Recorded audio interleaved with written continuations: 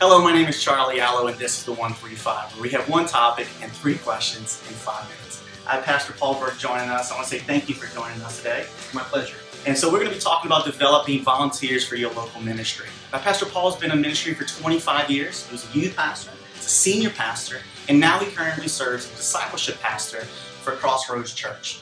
In a few moments, I'm going to give you a great announcement about Pastor Choco de Jesus joining us next month on one of our conference calls with some leadership development, so stay tuned for that.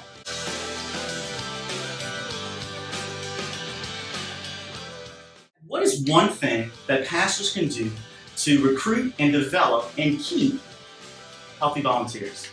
Charlie, I think that's probably the question that we all really struggle with. How do we get great, healthy volunteers serving in our ministry? And I think that the one thing that I would really want to share with everyone that I've learned is that I really need to make sure that I'm inviting people to volunteer in areas of their passion and their gifting. Because whenever I invite people to volunteer in areas of my need, then they're just filling a slot and kind of doing it out of duty. Pretty soon, they're tired of serving out of duty and they want to move on to something else, or they feel like volunteering is not for them.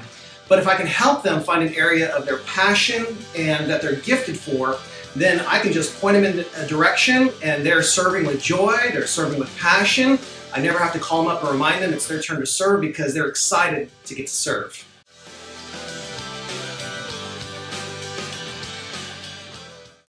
Pastor Paul, what is one thing that pastors do inadvertently to actually lose volunteers?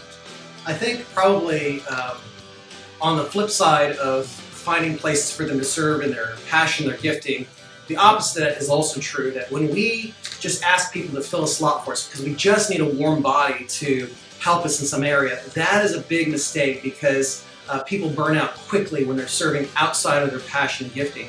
But beyond that, I would also say that it's so important that the volunteer feels like the ministry they're involved in is meaningful and that they're appreciated. And so I think when pastors forget to connect the dots for the serve and show them how what they're doing is meaningful to the mission of the church, and when we forget to really express heartfelt gratitude, it really undermines our efforts for what we want to achieve with our volunteers for the church's benefit and for their benefit as well.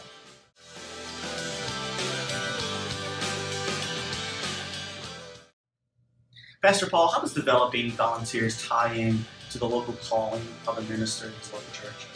Yeah, that's such an important question, Charlie, because I think far too many of us are tempted to feel like we need volunteers because we've got a bunch of work that we don't really want to do and we need somebody to do it.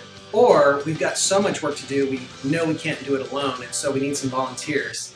We've really got to remember what the Apostle Paul taught us in Ephesians chapter 4, that for those of us that feel called to the fivefold ministry, our job is not to do the works of the ministry, but to equip God's people for acts of service. And then he goes on to say, so that the body of Christ can be built up and as a result become mature.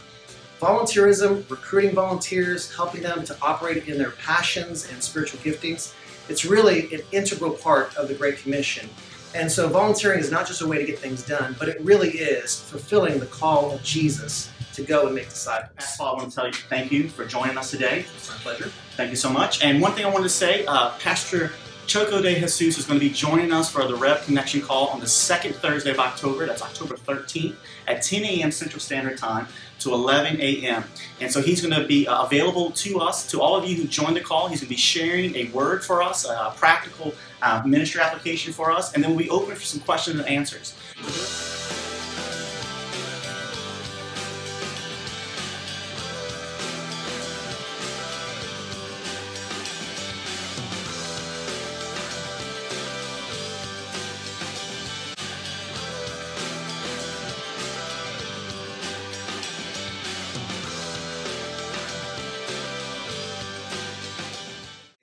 And so thank you again for joining us for the 135, where we have one topic, 3 questions in 5 minutes. God bless.